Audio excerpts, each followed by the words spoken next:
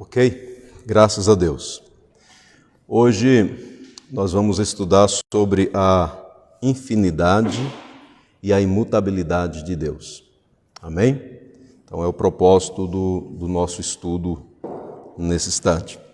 Dar as boas-vindas ao pessoal que está aí participando conosco, através das redes sociais. Que Deus abençoe e que tenhamos juntos aqui um momento muito proveitoso de aprendizado das Sagradas Escrituras.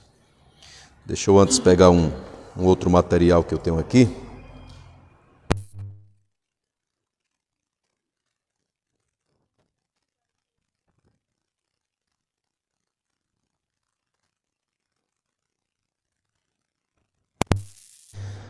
Ok, gente.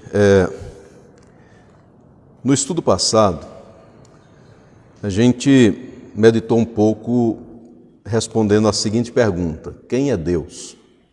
Estão lembrados? Meditamos nisso, né? Quem é Deus? Vamos pegar então apenas um resumo, daquilo que a gente viu na aula passada. Nós vimos que Deus ele não pode ser definido. Não tem como a gente criar uma definição acerca do ser de Deus. Vimos também que o que podemos falar sobre Deus é por causa da sua autorrevelação. Deus quis se revelar. E essa autorrevelação, ela está na sua santa e bendita palavra. Louvado seja o Senhor. Então a palavra, ela revela Deus, ela descreve sobre Deus. E quando as Sagradas Escrituras descrevem acerca do nosso Deus, ela fala sobre os seus atributos, as suas qualidades. Então a gente viu isso aí. Vimos também que na teologia, os atributos de Deus eles são classificados em duas grandes partes, em duas partes. Atributos incomunicáveis e atributos comunicáveis. Tá? Então a gente viu isso. Eu aproveito para mostrar para vocês um livro muito bom, que é esse aqui, Os Atributos de Deus, de A.W. Pink. A gente encontra com facilidade esse livro, na internet, à venda na internet. A capa é outra, essa aqui é um livro, uma capa já mais antiga, tá? Mas o conteúdo é o mesmo. É um livro excelente, que vai falar exatamente sobre, como o próprio título mostra, os atributos de Deus. Deixa eu falar um pouco para vocês, então, os atributos que ele relaciona aqui. A solidão de Deus, os decretos de Deus, a onisciência, presciência, supremacia, soberania, imutabilidade, que a gente vai estudar hoje, santidade, poder, fidelidade, bondade, paciência, a graça de Deus, a misericórdia de Deus, o amor de Deus, a ira de Deus. E ele finaliza com um parágrafo falando sobre contemplando a Deus. Então, assim, é extraordinário esse material aqui. Aqui na igreja, eu já estudei esse material com vocês. A gente já teve uma série de estudos aqui sobre os atributos de Deus e foi um tempo aí muito proveitoso. Por que é que eu estou mostrando esse livro para os queridos irmãos?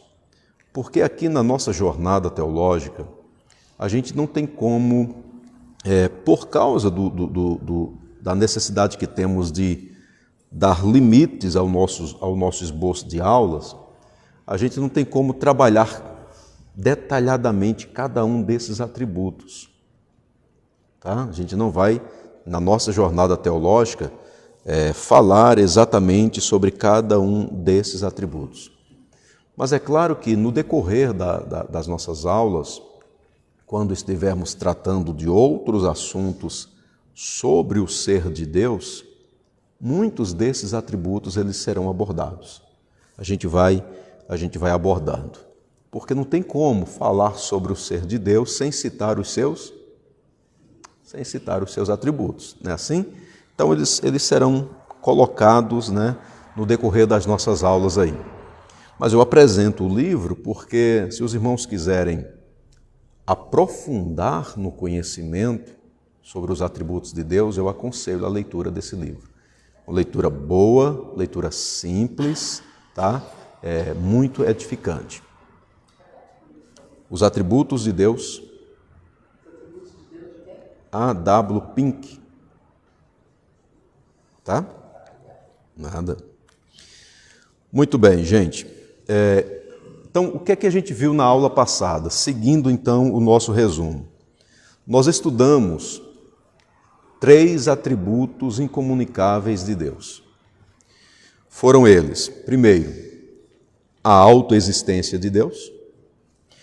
Esse livro aqui vai falar sobre a autoexistência de Deus com o título A Solidão de Deus. Não é que Deus está num canto de parede se sentindo sozinho, Mas é exatamente em que o autor vai falar de um tempo em que nada existia, ninguém existia, a não ser Deus. Ok? Então, daí a ideia de a solidão de Deus. E aí estudamos sobre a autoexistência de Deus. Vimos que esse atributo mostra que Deus tem a base de sua existência em si mesmo. Revela a sua independência, tanto em seu ser como em todas as outras coisas. Deus é independente em sua vontade, seus decretos, seus pensamentos, tudo mais, suas obras. E esse atributo também mostra que todas as criaturas dependem de Deus. Então a gente estudou sobre a autoexistência de Deus. O segundo atributo foi a espiritualidade. Deus é espírito e por isso ele é um ser imaterial, invisível, sem composição e também sem extensão. Então a gente já viu isso. E o terceiro atributo que nós estudamos foi a unidade de Deus. Mostra que só existe um ser divino e que todos os outros seres têm a sua existência dele, por meio dele e para ele. Ok? Certinho? Deu para revisar um pouco aquilo que nós estudamos, O que é que a gente vai ver agora? Mais 2 atributos. Mais 2 atributos de Deus. A infinidade e a imutabilidade. Vamos lá? Vamos lá? Infinidade. A infinidade de Deus. O que é que esse atributo fala? Ele mostra que Deus é isento de toda e qualquer limitação. Olha só. Deus é isento de toda e qualquer limitação.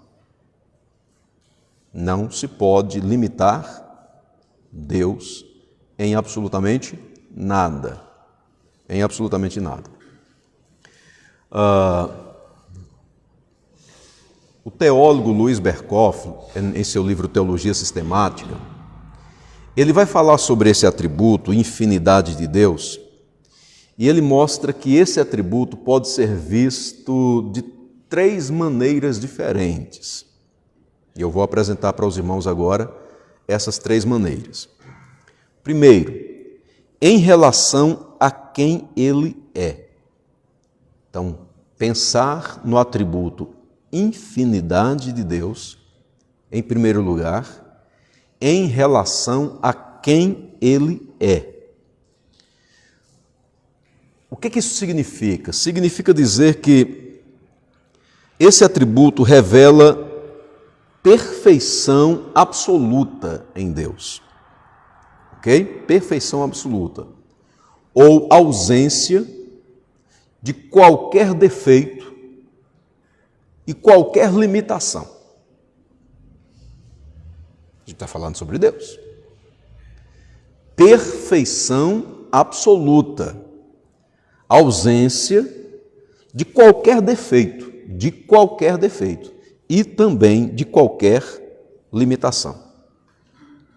Esse atributo infinidade de Deus, ele vem para qualificar todos os atributos de Deus. Como assim, pastor? Veja, ausência de limitação e também ausência de defeito. Então vamos pensar em um atributo de Deus: amor. O amor de Deus, ele não tem limitação e também não tem defeitos. Essa é a ideia. Pensemos em outro atributo: a ira de Deus. Então, a ira de Deus não tem limitações e também não tem defeitos. A santidade. Aí fica mais fácil até da gente compreender, né? Porque a santidade de Deus não tem limitações e também não tem defeitos. O conhecimento de Deus. Então, todos os atributos de Deus, você pode analisá-los em relação a essa questão da infinidade, mostrando que em Deus não existe limitação e também não existe defeito. Bendito seja o nome do Senhor. Né? Outro atributo, a justiça de Deus. Podemos afirmar que a justiça de Deus é perfeita? Sim. Não existe defeitos na justiça divina? Sim. Podemos afirmar que a justiça de Deus não tem limites, que ela é infinita? Sim. Essa é a ideia do atributo a infinidade. Tá ok? Vamos ver alguns textos agora para a gente. Vamos ler Jó, capítulo 11, do versículo 7 até o 10. Jó, capítulo 11, do 7 ao 10.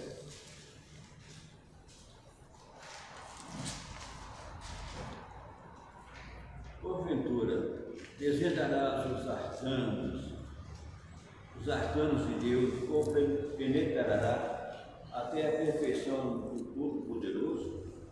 Como as alturas dos céus é a sua sabedoria, que poderás fazer?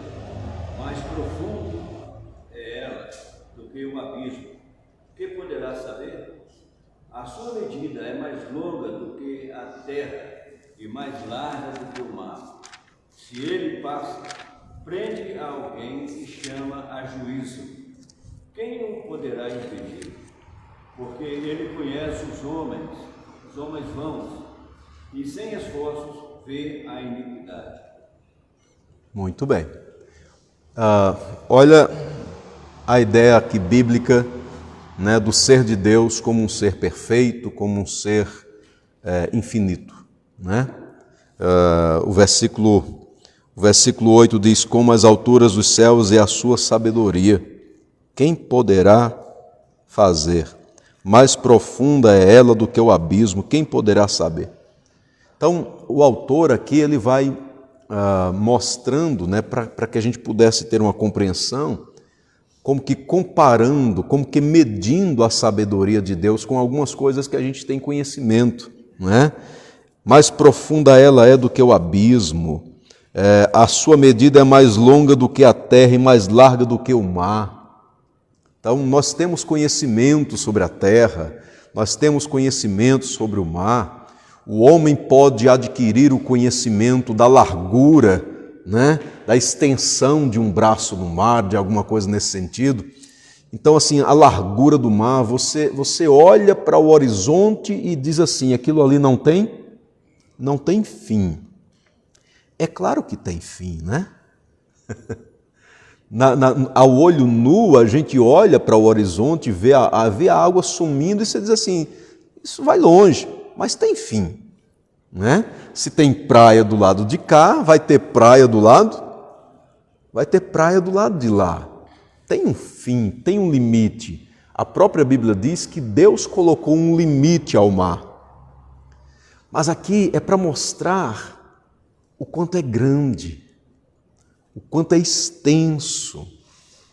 E aí o autor está falando da sabedoria de Deus, não para medir a sabedoria de Deus em comparação com a extensão do mar, mas é exatamente para nos dar essa ideia de: Senhor, não tem fim. Senhor, eu não consigo alcançar. Louvado seja o nome do Senhor. Amém? Um outro texto é o Salmo 145, versículo 3.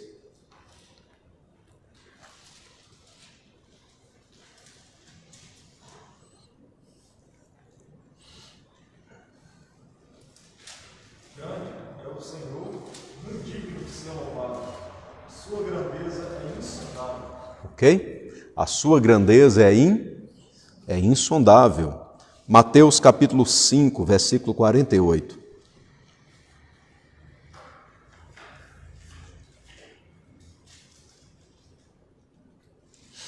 O que é que diz aí? Portanto, sede vós perfeitos, como perfeito é o vosso Pai celeste. Ok? Aí está falando sobre a perfeição de Deus. Sede vós perfeitos, como perfeito é vosso Pai celeste. É muito forte, né? Essa ordem divina, esse mandamento do Senhor. É claro que nenhum ser humano consegue ser perfeito exatamente como Deus é perfeito. A gente fica longe disso, bem longe disso. Jamais alcançaremos isso, essa perfeição plena, como Deus é perfeito, não é?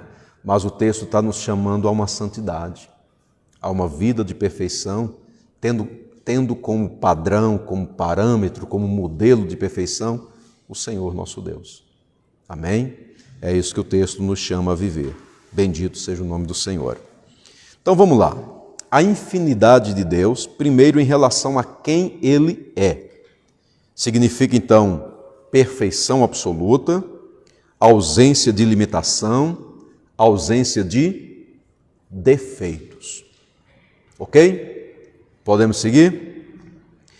A infinidade de Deus agora em relação ao tempo. Segunda maneira da gente ver a infinidade de Deus em relação ao tempo. E aí, quando a gente pensa em infinidade de Deus em relação ao tempo, qual é um atributo mais comum que pode vir na nossa mente? Eternidade. Eternidade. A infinidade de Deus em relação ao tempo é o mesmo que eternidade. Então, Deus é eterno. Louvado seja o nome do Senhor. Um dos salmos, ou um dos textos, perdão, é o Salmo 90, né? Olha o verso 2, o que é que diz? Nós lemos já no início aqui do culto. Salmo 90, verso 2. Antes que os montes nascessem e se formasse a terra e o mundo, de eternidade a eternidade, tu és Deus. Muito bem. Antes que os montes nascessem e se formassem a terra e o mundo, de eternidade a eternidade, tu és Deus. Exaltado seja o Senhor. Salmo 102, versículo 12. Vamos para lá também? Isso, 102, 12.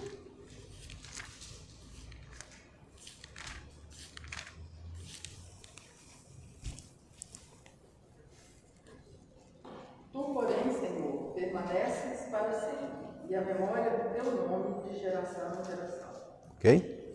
De geração em geração. Efésios capítulo 3, versículo 21.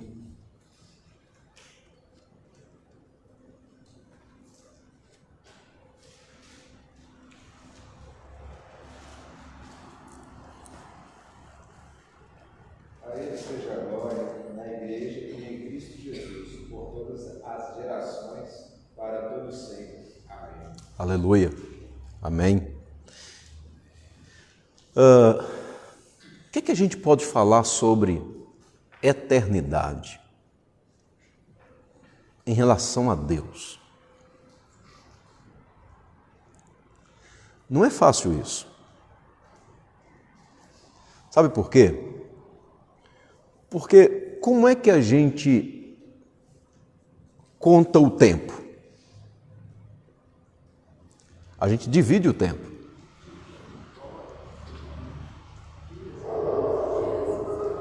Horas, minutos, anos, segundos, meses. A gente fraciona o tempo para ficar melhor para a gente compreender, né? Para ficar melhor para a gente compreender. 3 grandes frações do tempo: passado, presente e futuro. Então, o nosso tempo é assim, a gente divide o tempo assim. A própria Bíblia, quando vai falar sobre a eternidade de Deus, ela também fala dessa forma. Mas é para que a gente possa ter uma compreensão sobre Deus.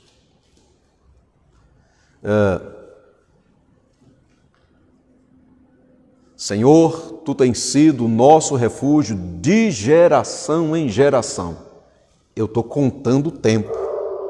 Uma geração, uma outra geração, uma outra geração, e isso me faz compreender que as gerações passam e Deus continua sendo o nosso refúgio. Bendito seja o nome do Senhor. É uma forma da palavra do Senhor nos mostrar esse atributo tão magnífico de Deus chamado eternidade e nos mostrar de tal maneira que a gente consiga compreender. Porque Deus, Ele age no nosso tempo, naquilo que nós chamamos de tempo, no passado, presente e futuro. Mas quando a gente fala de eternidade, no sentido absoluto da palavra, e aí nesse sentido só pode ser atribuído a Deus, não existe essa questão de tempo. E aí é um dos grandes, assim, é uma das situações, é um dos assuntos mais difíceis da teologia. A gente não consegue ter uma compreensão sobre isso, porque vai além daquilo que a gente pode imaginar.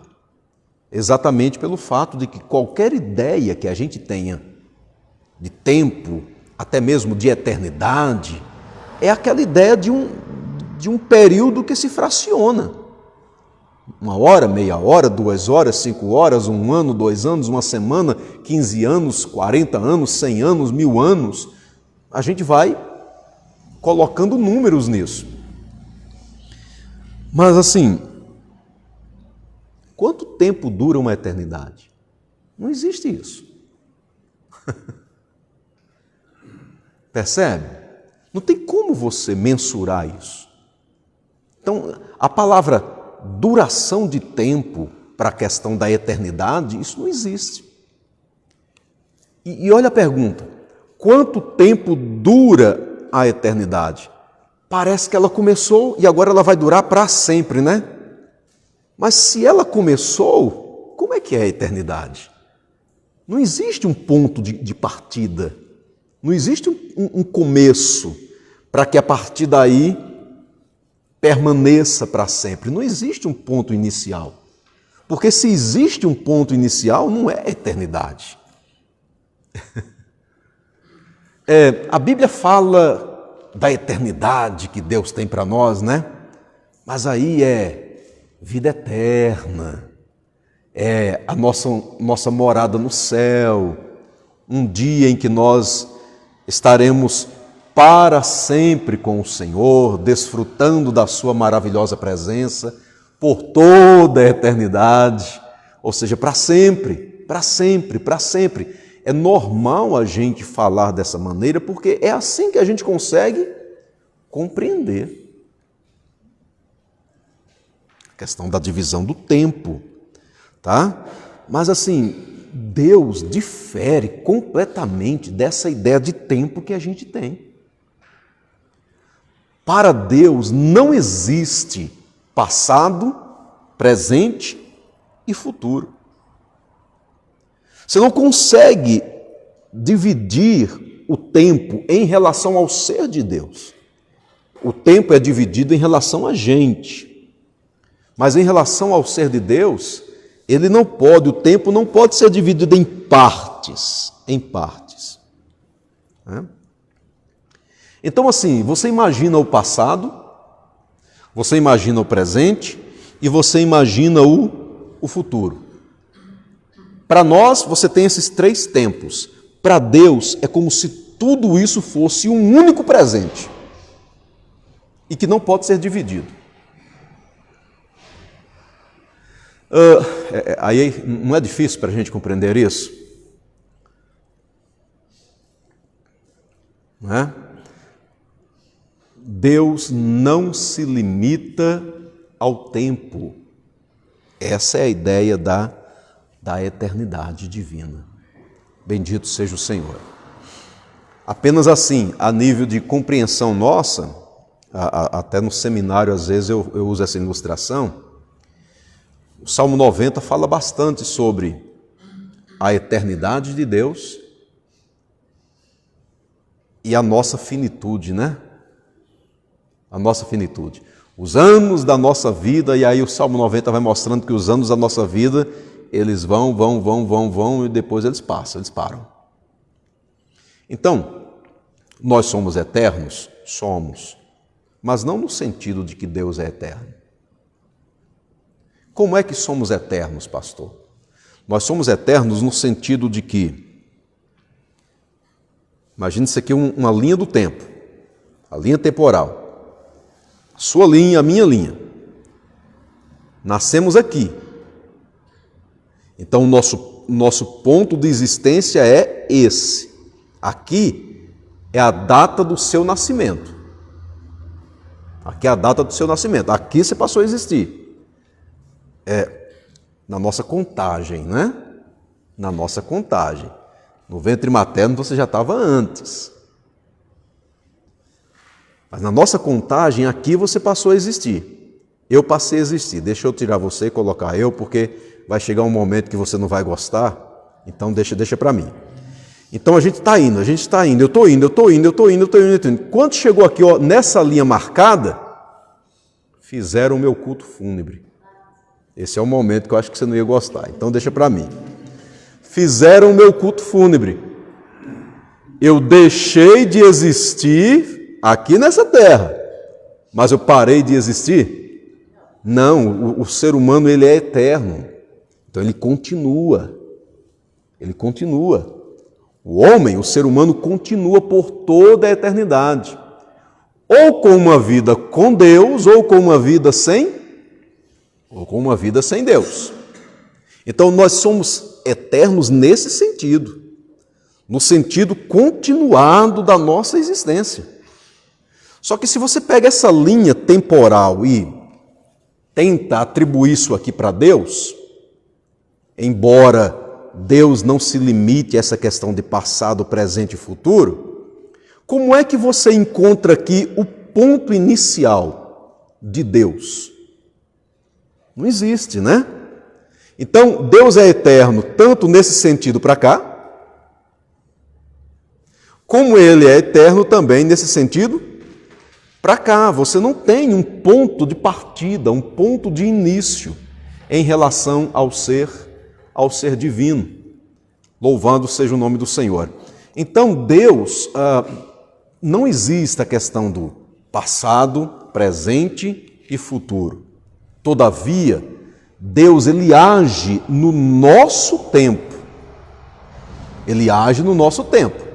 Ele não está limitado ao tempo, porque ele é eterno, mas ele manifesta as suas obras naquilo que nós chamamos de tempo. Por exemplo, quando Deus falou com Abraão, prometeu um filho, prometeu que a partir desse filho surgiria uma grande nação, declarou também para Abraão o que iria acontecer com aquela nação, disse que aquela nação seria levada para o Egito, ali ela seria cativa e determinou o tempo do cativeiro. O tempo de escravidão do povo dele lá no Egito. 400 anos. Aí ele diz, depois disso eu vou tirar o meu povo de lá. O que é que Deus está falando? Deus está falando sobre um futuro, um tempo futuro, um momento que haveria de chegar. Ok? Mas para Deus não existe esse momento que haveria de chegar. Tudo para Deus é um eterno presente, que não pode ser dividido. É tão interessante isso, que quando a gente estuda, por exemplo, Romanos, quando fala que aqueles que predestinou, a esses também justificou, aos que justificou, a esses também elegeu. Deixa eu pegar o texto direitinho. Eu não trouxe esse versículo aqui no nosso estudo, lembrei dele agora. Então, deixa eu buscá-lo na sequência direitinho aqui. É Romanos capítulo 8, 30. Diz assim: e aos que predestinou, a esses também chamou. E aos que chamou, a esses também justificou. E aos que justificou, a esses também glorificou. Vamos pensar em questão de tempo nessa sequência aqui, ó. Chamando, justificação e glorificação. Vamos trabalhar isso nessa questão do tempo, nessa nossa ideia de passado, presente e futuro. O chamado, esse chamado de Deus, aliás, a predestinação de Deus, isso aconteceu em que tempo? Nós chamamos de eternidade, em um tempo em que só Deus existia. Nós chamamos de eternidade. A ideia de chamou e justificou acontece em que tempo? No nosso tempo presente. E aí, claro, puxa, já que eu fui chamado, já tem tantos anos que Deus me chamou para ser salvo, então já não é mais o tempo presente, né? Já foi num passado ali. Mas entende a questão? Aconteceu um dia em que você foi chamado. Aconteceu um dia em que, pela graça de Deus, você foi justificado. E glorificou. No nosso tempo, quando isso acontece? É futuro. Isso vai acontecer. Mas em relação a Deus, isso é um eterno presente.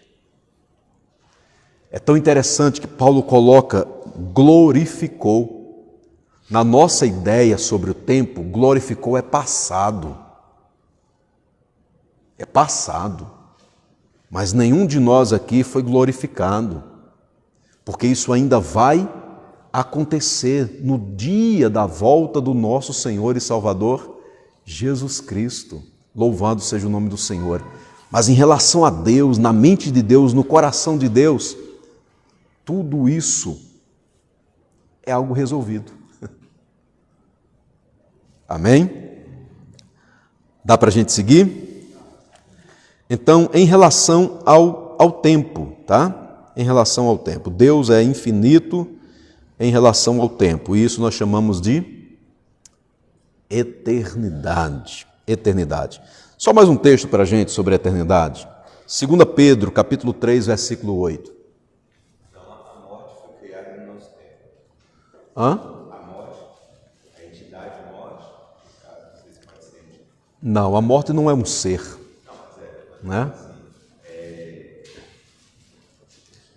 ela foi criada no nosso tempo pela entrada do pecado. Ela vem pela entrada do pecado. Ok? Exatamente. Não é um ser no sentido de uma criatura, né? Não é uma criatura. Ela vem como uma punição de Deus, né? Em relação ao nosso pecado. Fala que na cruz Deus usou esse o último inimigo, que é a morte. Que é a morte. Aí dá a entender que ela é alguém, assim, se foi vencido, então não pode ser. Ok, sim, mas assim, não no sentido de um ser, não no sentido de uma criatura, né? Não no sentido de uma criatura, mas exatamente no sentido de uma punição divina, tá? Esse peso, esse fardo divino, esse fardo que o próprio Deus colocou sobre o ser humano, que é a morte por causa do pecado, isso foi vencido na cruz, através do nosso Senhor e Salvador Jesus Cristo. A maldição, né, é uma maldição. Pois não? É uma penalidade. Ótima palavra. A morte é uma penalidade, né? Deus trouxe essa penalidade para o homem por causa do pecado que o homem cometeu. Muito bem. 2 Pedro 3,8. Há todavia uma coisa, amados, que não deveis esquecer, que para o Senhor um dia é como 1000 anos, e 1000 anos como um dia. Ok? Muito bem. Você leu 2 Pedro, né? Muito bem. Podemos seguir então? Vamos aqui. Então, a infinidade de Deus em relação ao seu ser, em relação ao tempo e também em relação ao espaço. Ao espaço. Então, Deus é infinito em relação ao espaço.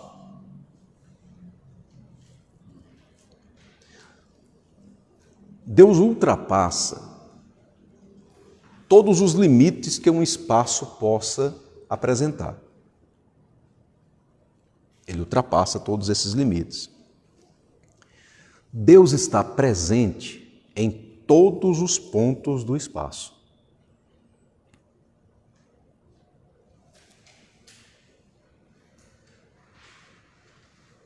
Vamos lá. A matéria física, ela é limitada pelo espaço. Sim ou não? Sim. Nenhum corpo físico, nenhum corpo material vai ocupar um espaço além dele mesmo. Não tem como ocupar um espaço além daquilo que ele é. Certinho? Um corpo vai ocupar mais de um espaço ao mesmo tempo? Não. Cada um de nós aqui, a gente está ocupando um espaço. Tem como a gente ocupar outro. Ao mesmo tempo? Ao mesmo tempo, não. Tem alguns até que gostam de brincar com isso e tiram algumas fotos, né? A gente até já fez isso nas nossas viagens aí. Quando está atravessando um estado, aí tem lá a linha divisória, divisa do estado desse para esse, a gente para, põe um pé num estado, põe um pé no outro, aí diz, eu agora estou em 2 cantos, 2 lugares ao mesmo tempo, estou na divisa, né? É uma forma da gente dizer assim, agora estou em 2 cantos ao mesmo tempo.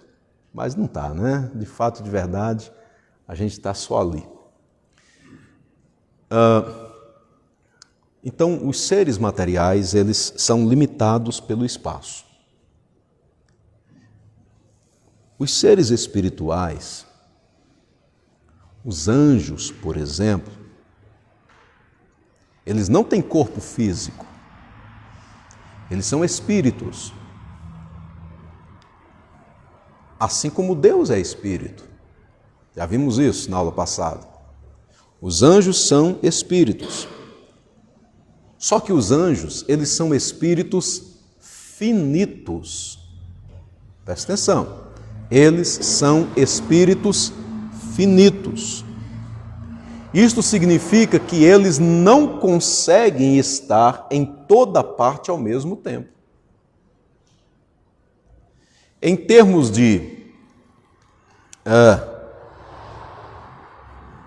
poder, não é? Em relação a gente, é muito superior, não é? Mas eles são seres que também só conseguem ficar em um definido lugar. Essa é a ideia. Tá bom? Deus é diferente. Ele preenche todo o espaço. Não existe nenhum lugar do espaço em que Deus esteja ausente. E outra coisa, Ele está presente de uma forma completa em todo o espaço. Não existe um ponto do espaço em que Deus esteja mais presente e um outro lugar em que Deus esteja menos presente. Sabe, Deus ele está presente por completo no espaço como um todo. A isso chamamos de imensidade. Imensidade. Tranquilo? Tem uma palavra que a gente conhece mais quando fala sobre imensidade. É onipresença. Essa é mais fácil porque a gente já lembra mais, né? Qual é a ideia de onipresença? Deus está em todos os... De uma forma mais simples, a gente estuda a onipresença exatamente nesse sentido. Então, imensidade e onipresença, elas, dentro da teologia, são palavras sinônimas. Elas indicam, elas significam a mesma coisa. Tá bom? Só que existe uma diferença. Existe uma diferença.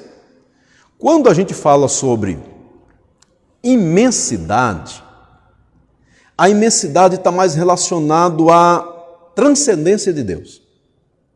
Lembram da transcendência? O que é que fala a transcendência divina? Vamos lá, revisando?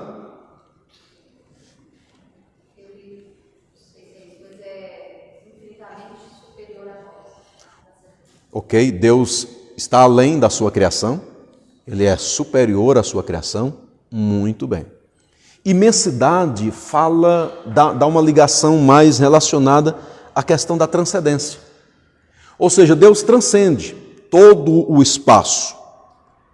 E Ele não está sujeito às limitações que o espaço impõe. Deus não está sujeito. Então essa é a ideia de transcendência. E aí, imensidade, né? Que aponta para a transcendência. Já a onipresença diz respeito mais assim à imanência de Deus. Qual é a ideia de imanência?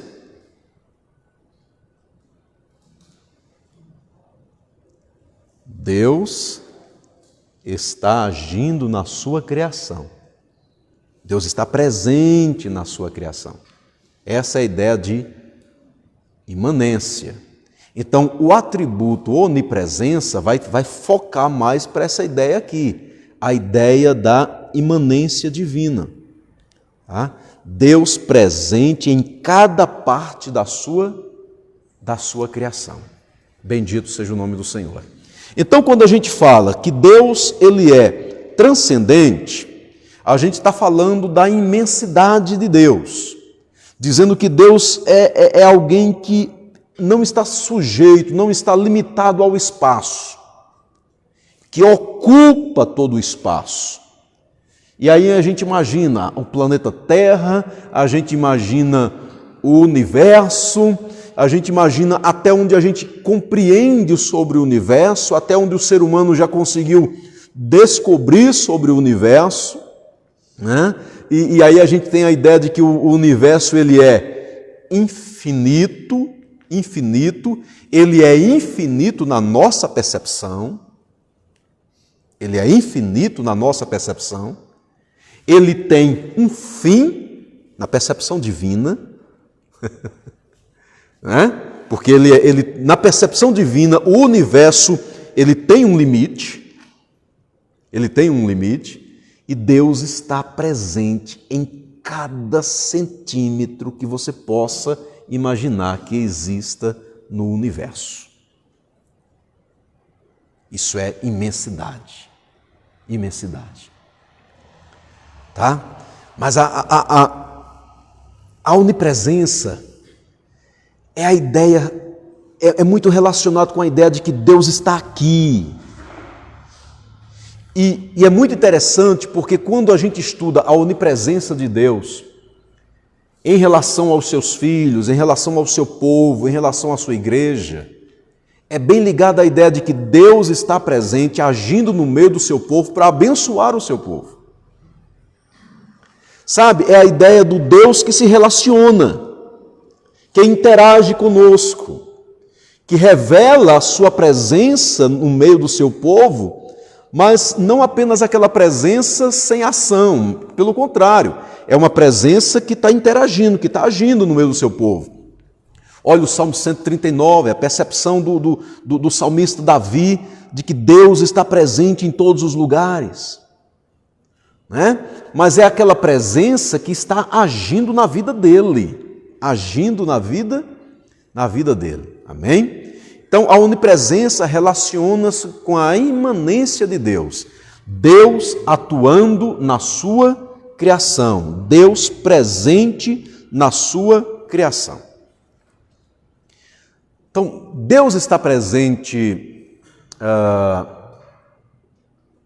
na natureza? Tá, presente.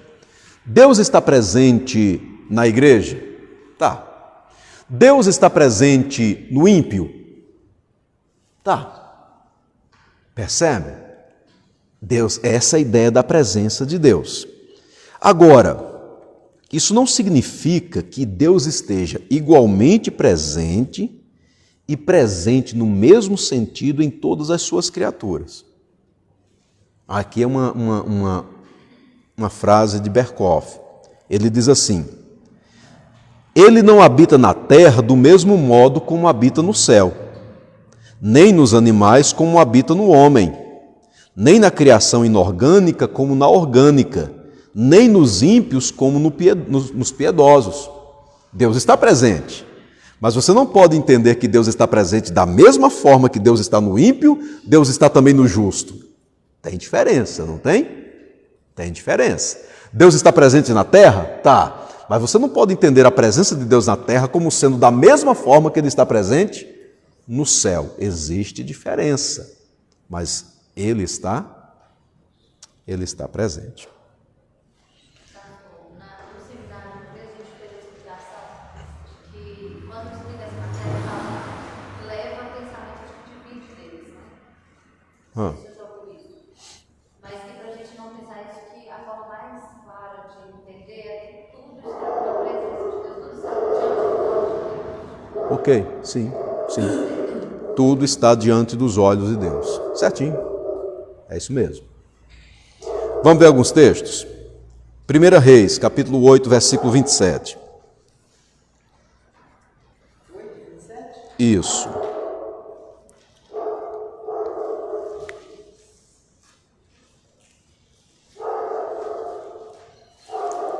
O que é que diz aí?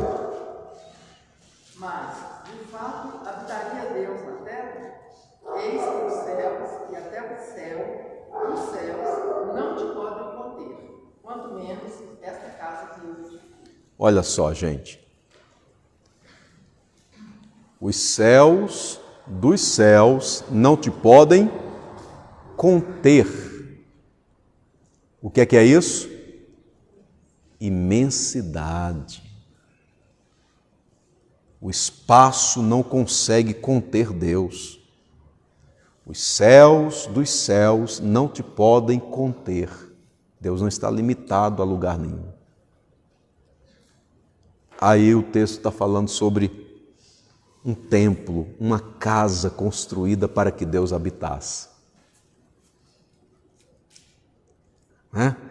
O templo não conseguiria conter Deus. Mas Deus disse que estaria presente lá, não foi? Deus disse que estaria presente. E aí isso aí é o quê? Onipresença. Por quê? Porque é o Deus tão grande, tão imenso, que os céus dos céus não podem contê-lo, mas ele se faria presente num lugar tão pequenininho, né? E ele estaria presente de uma forma tão poderosa, tão intensa e presente para manifestar a sua bênção, para responder às orações, para agir no meio do seu povo. É imanência, porque o atributo onipresença está relacionado com a imanência, Deus agindo na sua criação. Deus agindo na sua criação.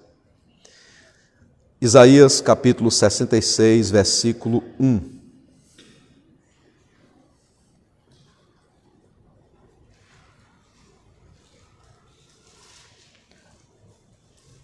Assim diz o Senhor: o céu é o meu trono, e a terra o estrado dos meus pés.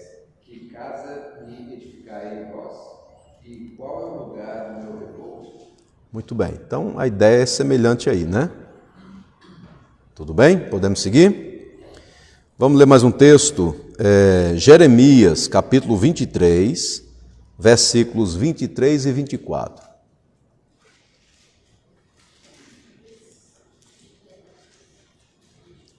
Jeremias 23, 23 e 24.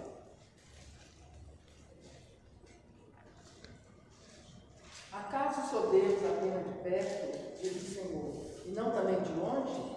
Ocultar-se-ia alguém em minhas esconderijos, de modo que eu não o veja? Diz o Senhor. Porventura não acho eu os céus e a terra? Diz o Senhor. E aí, Deus é Deus de perto? É. Deus é Deus de longe? É. Bendito seja o nome do Senhor. Para mostrar que Mas aí o texto está mostrando exatamente a questão da presença de Deus agindo, né? Da presença de Deus agindo. Tudo bem? Podemos seguir? Podemos partir para o outro atributo? Podemos falar sobre a imutabilidade de Deus? Podemos? Então vamos lá. O que fala esse atributo então? Imutabilidade de Deus. Deus não muda. Muito bem. Não existe mudanças em Deus. Vamos lá. Deus não muda, em primeiro lugar, em relação ao seu ser, em relação a quem Ele é. O que é que isso significa, pastor? Significa que não se pode acrescentar nada em Deus. Deus não muda em relação a quem Ele é. Como é que se acrescenta alguma coisa a Deus? Se a gente entende que precisa acrescentar alguma coisa a Deus, é porque descobrimos que estava faltando. Você já mostra uma imperfeição. Você já mostra uma limitação. Se está faltando, Ele não é Deus. Assim como não se pode acrescentar nada, também não se pode tirar nada.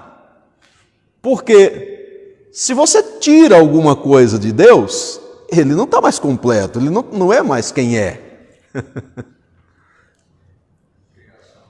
Hã? A criação tentando mudar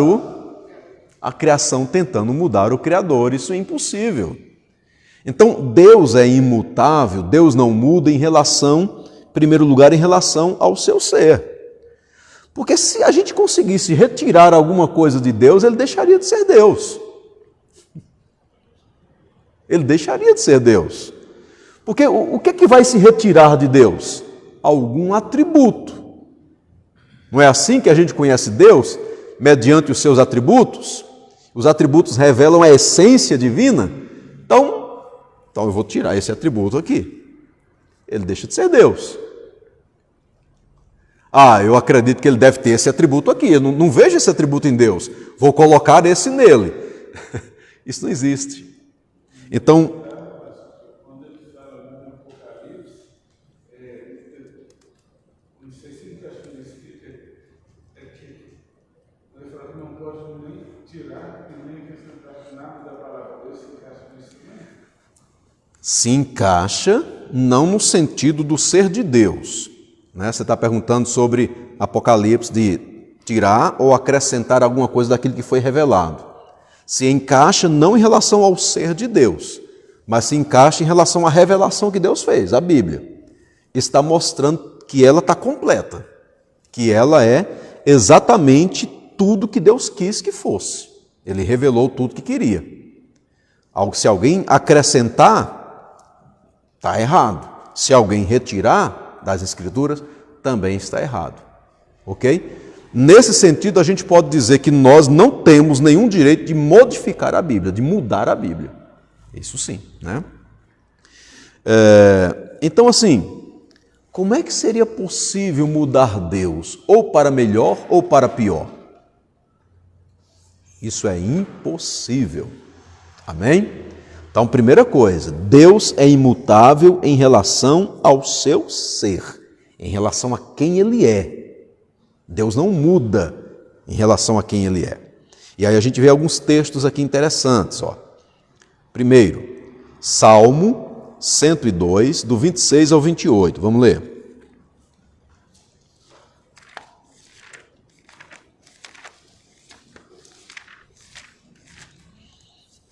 Salmo 102, do 26 ao 28. Eles perecerão, mas tu permaneces. Todos eles envelhecerão, como uma veste, com roupa os mudarás, e serão mudados. Tu, porém, és sempre o mesmo. Os teus anjos jamais terão fim. Os filhos dos teus servos habitarão seguros. Diante de ti se estabelecerá a sua descendência. Glória a Deus. Amém? Então, tu, porém, és sempre o mesmo. Versículo 27. E os teus anos jamais terão fim. Aí você já vê a eternidade, né? Você tem a imutabilidade no 27a e você tem a eternidade no 27b. Correto? Então é isso aí. Outro texto. Tiago, capítulo 1, versículo 17. Tiago 1, 17. Toda bondade e todo dom perfeito são do alto, descendo do Pai das luzes, e que não pode existir variação ou sombra de mudança. Olha aí, falando sobre Deus. Não pode existir variação ou sombra de mudança. Deus não muda em relação ao seu ser. Deixa eu citar mais um para a gente. Malaquias, capítulo 3, versículo 6. Vamos ler.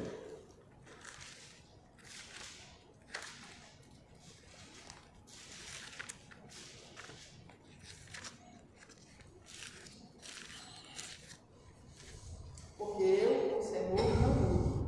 Por isso, vós, ó filhos de Jacó, não sois consumidos. Por que é que os filhos de Jacó não são consumidos aqui no texto? Porque Deus não? Porque Deus não muda. Eles não foram consumidos porque Deus não muda. Bendito seja o nome do Senhor. Aí, Deus não muda, tanto em relação ao seu ser, como Deus não muda também em relação aos seus propósitos e às suas promessas. Os planos de Deus não mudam. As promessas de Deus não mudam. Deus não muda. Aqui, esse texto de Malaquias, que nós acabamos de ler, Malaquias 3, 6, fala sobre a imutabilidade de Deus. O que você vê no texto aqui? É um povo, Malaquias, o livro inteiro, é uma denúncia de que o povo de Deus havia quebrado a aliança que havia feito com o próprio Deus. Eles quebraram a aliança. Eles mudaram. O ser humano mudou. Parou de cumprir a aliança. Parou de estabelecer a aliança, de viver a aliança com Deus. Só que em contrapartida, Deus não mudou. Ele não quebrou a aliança. Ele permaneceu sendo fiel à aliança. E aí o texto diz: eu não mudo, e é por isso que vocês não são consumidos. Um outro texto bem conhecido: se formos infiéis, Ele permanece fiel. Ele permanece fiel. Está mostrando que Ele não vai mudar. Por quê? Porque Ele não pode negar-se a si mesmo. Olha o texto.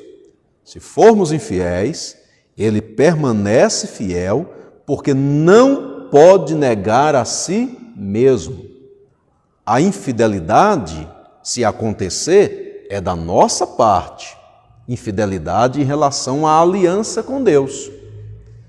Em contrapartida, Deus não será infiel em relação à aliança que ele estabeleceu. Ele permanecerá fiel. E ele vai cumprir a aliança que ele estabeleceu conosco. Bendito seja o nome do Senhor. Nessa aliança, por exemplo, na aliança de Deus com o povo de Israel, Antigo Testamento, você tem bênçãos decorrentes da obediência à aliança e maldições lançadas pelo próprio Deus decorrentes da desobediência à aliança. Então, quando o povo era fiel à aliança, Deus continuava sendo fiel à aliança e o próprio Deus determinava bênção para o meio do povo.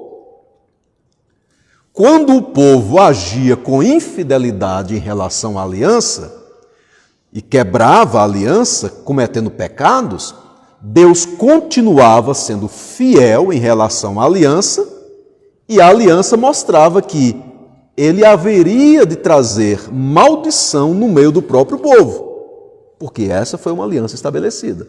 E Deus sempre fez assim. Então, de tal maneira que em nenhum momento nas Sagradas Escrituras você encontra Deus mudando. Aí a gente vai ver outros textos aqui. Livro do profeta Isaías, capítulo 46, do versículo 9 até o 11.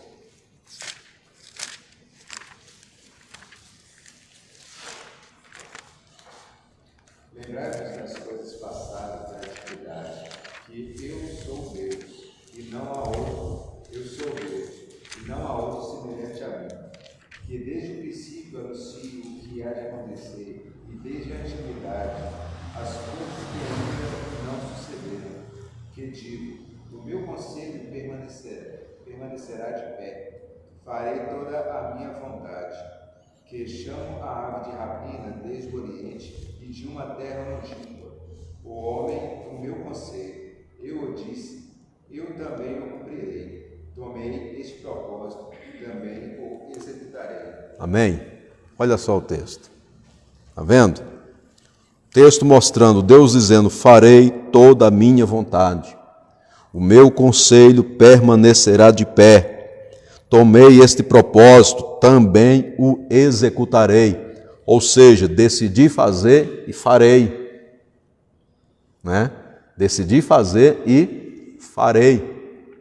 E quem pode me fazer voltar atrás? Essa é a ideia aqui do texto. Louvado seja o nome do Senhor. Então, o texto está mostrando para a gente a imutabilidade de Deus em relação aos seus planos, aos seus projetos, à sua vontade, às suas promessas. Deus não muda em relação às suas promessas. Bendito seja o Senhor. Para a gente caminhar para o final, existe uma série de textos nas Sagradas Escrituras que passam para a gente a ideia de que Deus mudou. Por exemplo, Deus fez o homem, depois o homem peca. E Deus então olha para a terra e diz assim, eu estou arrependido de ter feito o homem. Eu vou destruir o homem. E aí Deus anuncia o dilúvio. Não está assim? A gente não tem isso? Deus demonstrando arrependimento de ter feito o homem. Será que essa é a mesma ideia de que a gente diz assim, eu estou arrependido do que fiz, eu não deveria ter feito isso, eu mudei de ideia? Não. A questão ali esse arrependimento é um grande pesar que Deus sente. Sabe? É a ideia de um sentimento de pesar muito grande pelo fato do ser humano ter pecado. Não no sentido de o que eu fiz eu não deveria ter feito. O que eu fiz ficou errado depois. Não. Mas é a ideia de uma tristeza muito grande que Deus revela pelo fato do homem ter cometido pecado. Pelo fato do homem ter se afastado do seu Criador. É uma maneira das Sagradas Escrituras utilizar a nossa linguagem para mostrar o quanto Deus sente o pecado humano. Ok? Vamos para outros momentos. Lá no livro de Êxodo, capítulo 32, caminha para lá, por favor, citando um outro exemplo aqui para a gente. Êxodo, capítulo 32, olha o que diz aí a partir do versículo 9.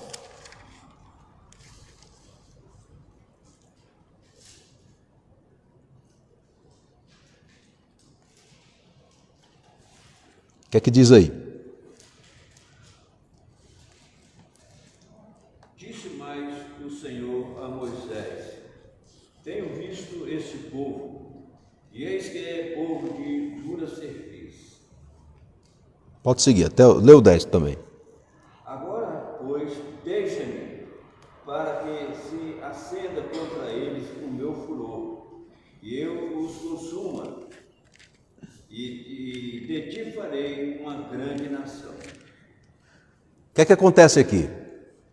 Enquanto Deus está conversando com Moisés lá no Monte Sinai, transmitindo para Moisés os mandamentos, as tábuas da lei, toda a direção que Deus tinha para o seu povo, o povo estava lá embaixo, no pé do monte, construindo um bezerro de ouro, adorando o bezerro e dizendo: esse aqui é o Deus que te tirou do Egito. Quando Deus vê essa cena, aí ele fala para Moisés: esse povo é de coração duro demais. Moisés, deixa que eu vou destruir esse povo. Tipo assim, Moisés, deixa, eu vou acabar com tudinho, com todos, só vou deixar você vivo. E de você eu vou construir uma grande nação. Aí a gente pensando no atributo da eternidade, né? Isso para Deus não seria problema em relação a tempo, né? De você eu vou construir uma nação.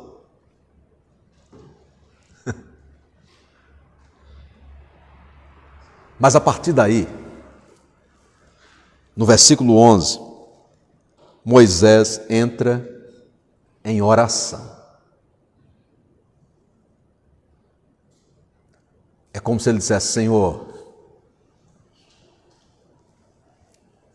não faz isso.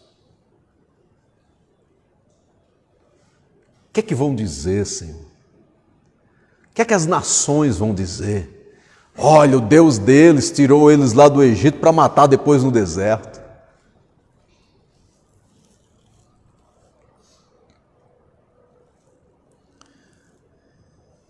Moisés então pede a Deus: Senhor, e é interessante a oração que ele faz aqui no versículo 12, porque hão de dizer os egípcios, com maus intentos os tirou, para matá-los nos montes e para consumi-los da face da terra. Para consumi-los da face da terra? É uma pergunta, né? Torna-te do furor da tua ira e arrepende-te deste mal contra o teu povo. Olha o pedido que Moisés está fazendo para Deus. Deus, volta atrás, Senhor, disso que o Senhor acabou de falar. Faz isso não, Senhor. Não mata o teu povo, não. Se arrependa, Senhor, do que o Senhor acabou de dizer. Parece a ideia de que Deus muda, né?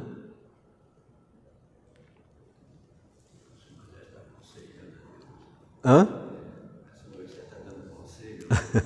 Parece que Moisés está dando conselhos ao Senhor. Ele está realmente suplicando a Deus, né? Mas dizendo exatamente isso: Senhor, não faz isso, Senhor. Aí o versículo 14 diz: Então se arrependeu o Senhor do mal que dissera havia de fazer ao povo. E aí Deus não destruiu. Vamos lá para Isaías 38. A gente está já chegando no final, tá? Isaías 38.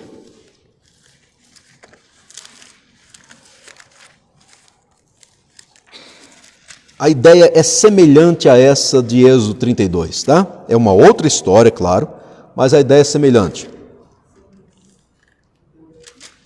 Isaías 38. Diz assim, versículo 1. Naqueles dias, Ezequias adoeceu de uma enfermidade mortal. Veio ter com ele o profeta Isaías, filho de Amós, e lhe disse: assim diz o Senhor, põe em ordem a tua casa, porque morrerás e não viverás. Então virou Ezequias o rosto para a parede e fez o quê? Orou. O que é que Moisés fez? Orou. O que é que Ezequias está fazendo aqui? Orando. E disse: lembra-te, Senhor, peço-te de que andei diante de ti com fidelidade, com inteireza de coração, e fiz o que era reto aos teus olhos, e chorou muitíssimo. Então veio a palavra do Senhor a Isaías, dizendo: vai e dize a Ezequias, assim diz o Senhor, o Deus de Davi teu pai, ouvi a tua oração e vi as tuas lágrimas, acrescentarei, pois, aos teus dias 15 anos.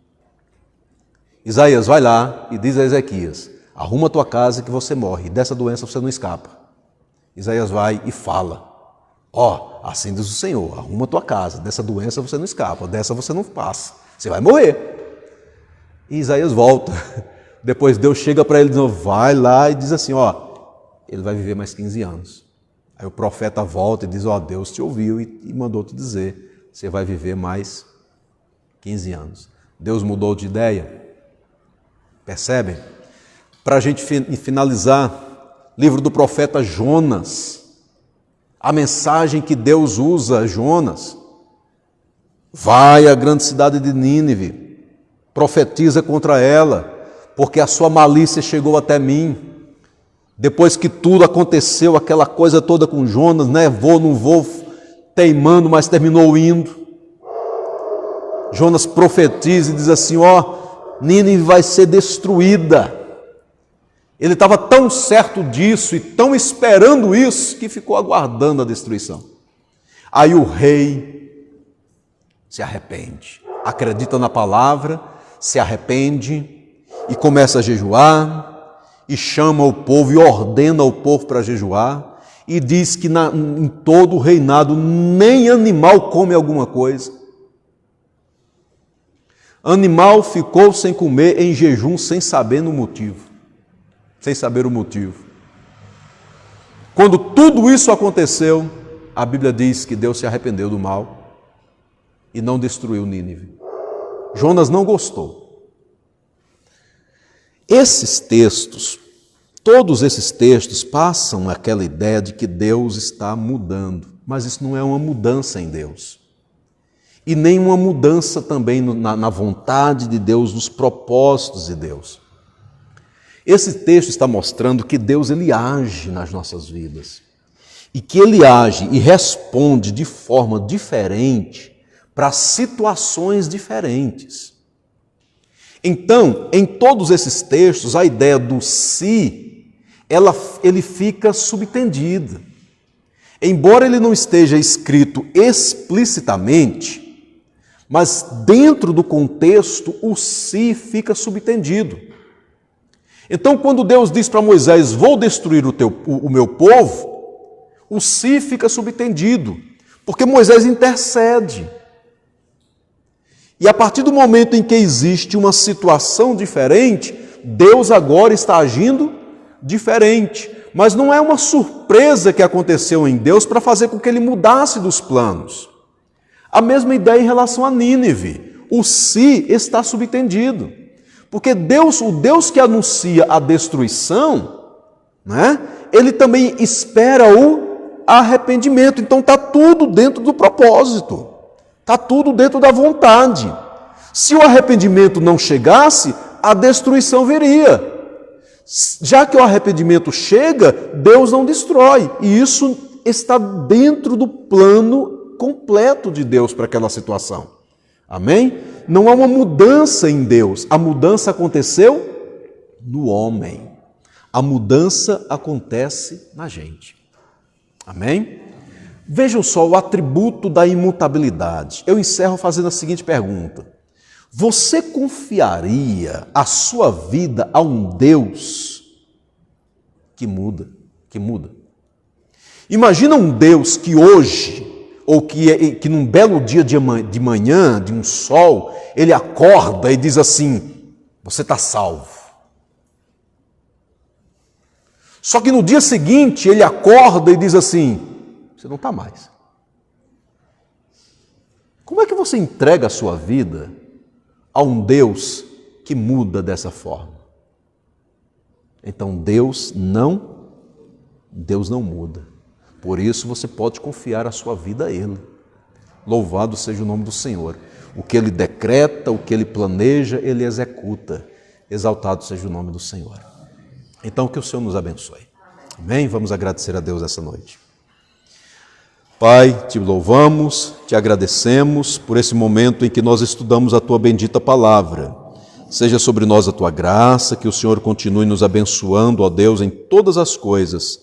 Assim oramos em nome do nosso Senhor e Salvador Jesus. Amém. Que o amor de Deus, nosso Pai, a graça do nosso Senhor e Salvador Jesus Cristo, a comunhão e as doces consolações do Espírito Santo sejam sobre todos vós, hoje e sempre. Amém. Deus abençoe, irmãos. Aleluia.